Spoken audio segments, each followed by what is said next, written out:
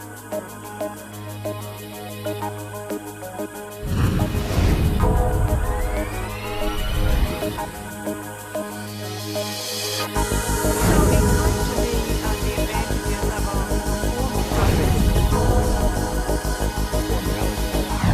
following program was recorded at the 2011 APICS International Conference and Expo.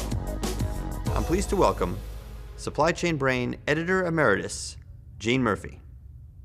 Today I'm speaking with Mark Williams, Demand Management Specialist at QAD. We're going to be talking about the state of collaboration in the supply chain. Welcome, Mark. Thank you very much. Well, supply chain collaboration is something we've been hearing about for years. What's actually happening today? Well, there have been a couple of things that have really come together, particularly over the last decade, which has made collaboration so important. Number one, customers expect on-time delivery, rapid delivery, complete delivery. However, at the same time, the supply chains have become stretched. Where we used to have supply chains based in the United States, with the customers in the United States, the suppliers all in the United States. As we all know, over the last decade, customers may be in the United States, headquarters may be in the United States, suppliers may be in South America, maybe in Asia.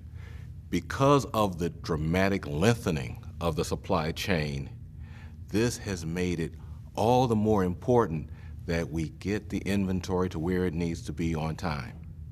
It's extraordinarily difficult to do that if you don't know what your customers want.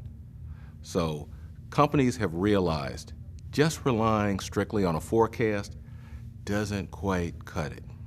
You really need to understand when is your customer going to change strategies? When are they going to change their inventory levels, which is either going to make your demand go up dramatically or your demand go down dramatically. And in order for you to understand and respond, you need to collaborate with your customers, and then for your suppliers to be able to respond to your changes, you need to collaborate with them. What kind of technology is helping this come about? Well, technology is really the enabler of the worldwide supply chain. It would be, in my opinion, virtually impossible for you to collaborate around the globe without fairly advanced technology. Most ERP systems are able to connect with both customers and suppliers so that you can get the information in from your customers, understand what they want, take a look at your inventory position, and then transmit your future demand to your suppliers. That is really what makes the worldwide supply chain go. So sharing forecast and inventory positions are two key ways of collaborating. Are there others that are common to the supply chain? The others common to the supply chain, there are various ways of sharing the forecast. One is just for your customer to provide you with a forecast and you work off of it. Another, collaborative planning, forecasting, and replenishment, has the customer supplying you with a forecast and the supplier forecasting the same items during the same periods. Customer and supplier then compare those two forecasts, and if they're within a certain range, let's say 10, 15, 20%, then you're on the same page, and with technology, we can automatically handle the differences. On the other hand, what you often find when you compare those two forecasts, the customer may be expecting to buy 50,000 for a given month. Meanwhile, the supplier's forecast is calling for them to sell 250,000 for the same month. They're obviously not on the same page. So with CPFR, Collaborative Planning, Forecast, Replenishment, the technology will kick those types of exceptions, we call them out, and then the two parties can get together and see why aren't they on the same page. Quite often it can be differences based on past promotional behavior, which one of the forecasting systems has picked up and the other one didn't, or maybe the customer's planning a promotion that the supplier knew nothing about. If you find out about that 3 or 6 months in advance, you can handle it. If you as a supplier find out the customer's having a promotion when the orders come in, it's too late. You're usually in trouble. So explain to me the advantages of a more formal process like collaborative planning, forecasting, and replenishment versus sort of on-the-fly collaboration. Well, I think the biggest advantage is the formality that you indicated. People get used to the same process occurring over and over. It takes time to get everybody's habits in line. When you're doing it on the fly, it works sometimes. The key is your customers don't want on-time delivery sometimes. They want on-time delivery consistently. When you have a formal process like CPFR, it allows you to be consistently good, not just good, but consistently good. And that's what really makes it so important. Another process we hear a lot about these days is S&OP, Sales and Operations Planning. How does that relate to collaboration?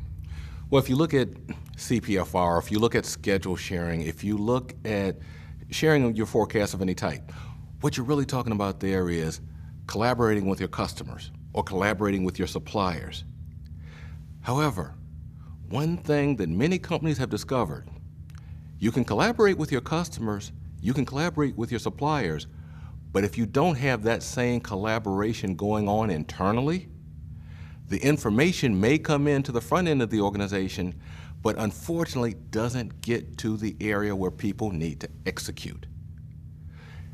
Sales and operations planning is another formal process which really focuses on the exchange of information within the organization. Quite often, if you go and talk to people in companies, if you talk to the marketing group, they'll have a forecast for selling maybe $500 million a year. Then you talk to the people in operations and ask them how much they're planning on making. They may say $300 million. And you ask, well, wait, but marketing's planning on selling $500 million. The operations people say, yeah, but their forecasts are always wrong. We don't pay any attention to them. It's hard to hit a target if you're coming from 2 or 3 different directions. Sales and operations planning is a tool that forces the organization to come together, develop one goal, one set of plans. And if you have one set of plans, there's a much better chance you're going to hit that target. So you really need to have both processes in place? It is my very strong belief that in order for an organization supply chain to work smoothly, you need to do 2 things. Number 1, you need to collaborate with your customers and suppliers. If you don't collaborate with your customers and suppliers, it's your fault if your service levels are poor, your inventory performance is poor. But in addition to collaborating with your customers and suppliers, you have to make sure that the people within your organization are passing along the information to the people who can actually get things done. Sales and operations planning promotes the passing along of that information. And the other thing it does, a lot of us would like to forget about commitments we made in the past. We said we were going to sell this much. We said we were going to produce this much. And when the month is over, all we want to focus on is the future. Sales and operations planning forces you to take a look at what you said you were going to do last month, what you actually did last month, and where there are significant differences, you need to explain that. The purpose of this is not to punish people. The idea is, how can you learn from the past if you ignore it? And sales and operations planning does not allow you to ignore the past. You have to face it, but then you learn from it, and that's how you get better. All right. Thank you so much for being with us today. Thank you. It's been a pleasure. I've been speaking with Mark Williams of QAD. Thanks for watching.